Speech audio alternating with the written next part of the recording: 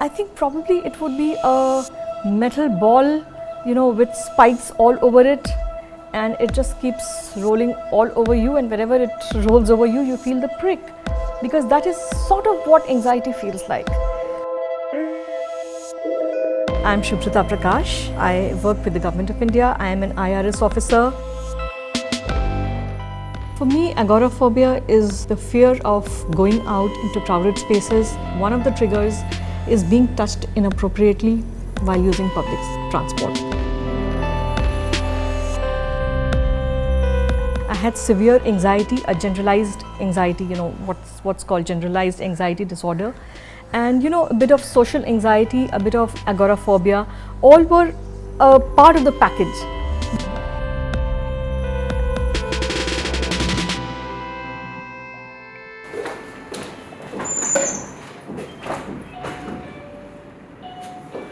One of the biggest fears that I have is I will get a panic attack. What if I get a panic attack when I'm all alone by myself? How do I seek help? When you are fighting something like that, obviously the days of my lost life, the months of my life just lost somewhere in the darkness. Being anxious is a normal thing, It's a day-to-day phenomena. We have so many emotions, sadness, pain, pleasure, same as the anxiety. But if anxiety manifests in cognitive symptoms and it start affecting your work, then it becomes disorder. It all started postpartum when I was crying inconsolably, and I didn't know why I was crying because I had a healthy baby. For 5 years, I did not know I had depression and anxiety. I was finally diagnosed with depression when I was 37. Anxiety was ek lo, ek muft le jao. Lot of people develop anxiety and it leads to depression at one point of time. Anxiety is basically, activation of one kind of nervous system in the body, what we call sympathetic nervous system. If you are anxious, the sympathetic is more active. If you are relaxed, the parasympathetic is more active. So what happens if there is more anxiety? There is a more sympathetic tone, increased sympathetic tone. So if there is a more sympathetic tone, that means there is a more flight and fight reaction. Body is always at the edge, alarm. So that leads to more release of epinephrine, norepinephrine hormone. These hormones are energetic hormones. If it keep on releasing for longer time, if there is a depletion, so there is a low level of hormone, and that leads to low mood. When I was going through the darkest phase of my depression and anxiety, if someone came to my house for dinner, I've had panic attacks. I found I couldn't breathe, and ultimately I could not sit with the guests. I had to take my anti-anxiety medication, just go and just sleep off that attack. Anxiety is mostly stress induced. Stress is any stimulus, and your response to that stimulus is a stress.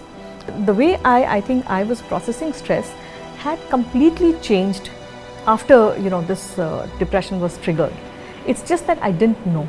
When there is a stress, the whole biological system get activated. The gut and brain has very strong connection.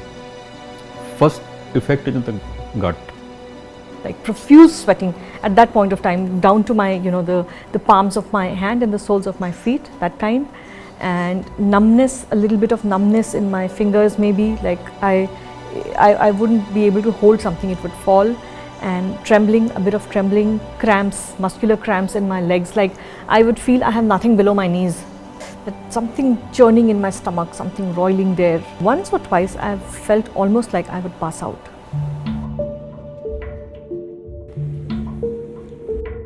There were two different points at which I sought help. The first was before I was diagnosed with depression. I was feeling a lot of anger and irritation. One day I just sort of started throwing things around in the house. That's the first time that my husband actually thought that something may be wrong with me. I was prescribed some medication at that point of time, but nothing helped. And I stopped the medication because I was sleeping all day and I had to get back to work. I can't work if I'm sleeping all day.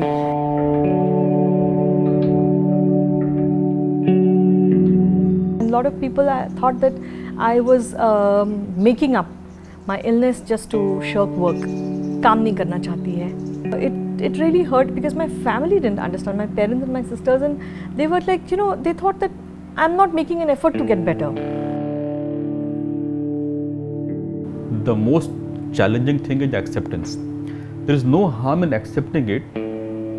Any thought process, any anxiety, long-term stress can affect the body and brain both. So once you understand this, you will start taking care of this. Majority of people think that medicines are harmful, but it's not.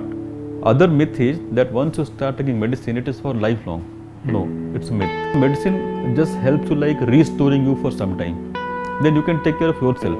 It is you who will do, who will treat your anxiety, but with the help of medicine. Now that I don't have depression, all my treatment is now revolving around just anxiety. So I really wish I had known that depression is a mental disorder, anxiety is a mental disorder, and that one can get help for it, because it's always easier to treat something which is at the initial stage at a, and it's manifested itself at a very small and a lower kind of level.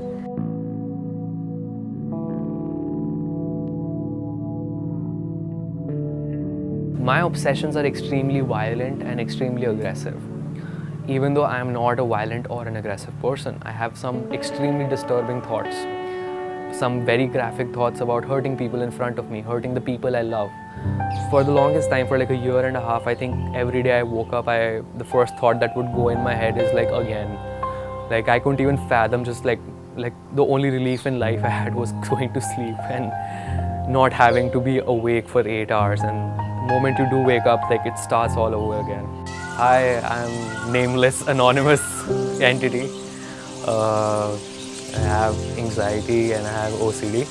If there is a repeated thought, that is very intrusive thought that keeps coming to your mind again and again, and you don't want to come, it is bothering you, then it is obsession. And if some thought is keep coming and this thought is forcing you to do something that you don't want to do, that is compulsion. So obsessive compulsion.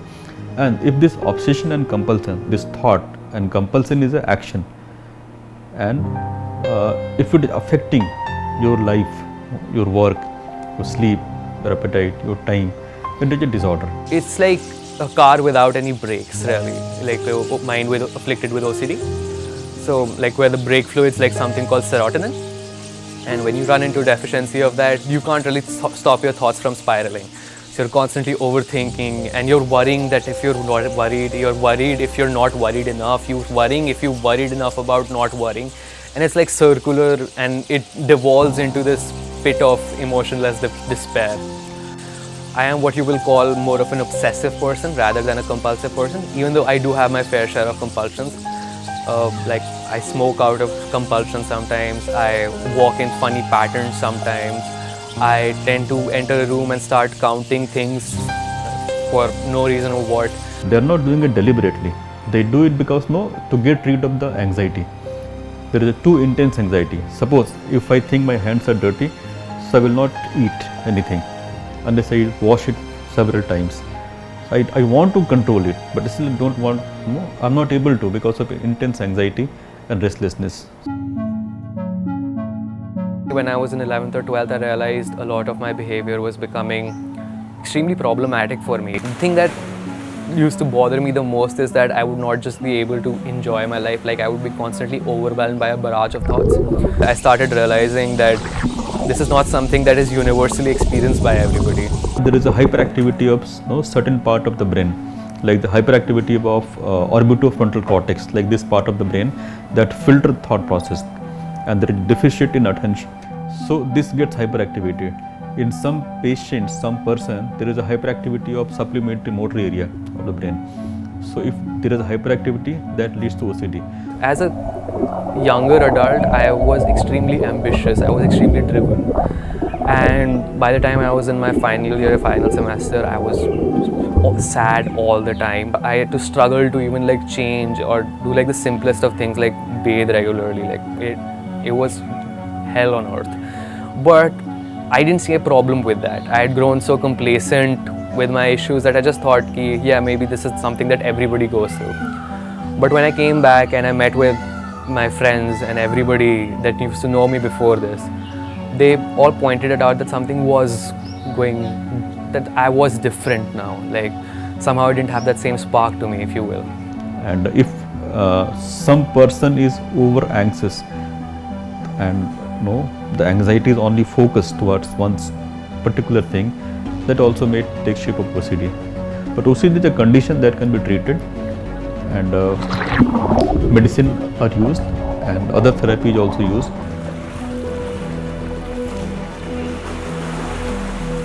So I got misdiagnosed with bipolar for a short while, and then I got a second opinion and I was diagnosed with OCD. I got on meds immediately.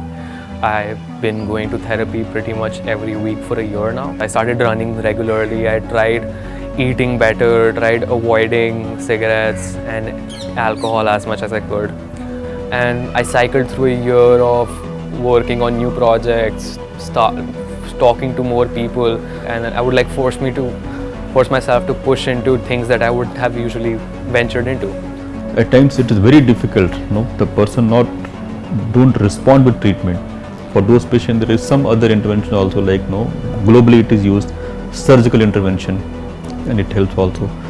But unfortunately what happens, people keep on thinking that they will treat it themselves, or they try to control it. Parents say khud control karo, you control yourself. So that's the problem, and if it is longer, then difficult to treat. Out of sometimes not understanding the situation or its severity, sometimes I would get the stray comment ki but ye to sabke saath hota hai na. The thing that really bothers me is that I've seen a lot of my friends go through situations like these, and it's alarming how strong the stigma is that people don't seek help before it gets very bad. If you think it's a brain phenomena, perhaps the stigma can be lowered. If you think nothing, it's out of air, then stigma will be there. Inside my head, it's like much more, like it's like a far brighter place than before. When I look back at my childhood or some portion of my childhood, like the later parts and my teenage years, I find it obscured, I see chunks of it being severed from me. I see chunks of it where I was behaving like a person, where I was behaving like someone else. I experienced something very strange. That's the best way I can put it.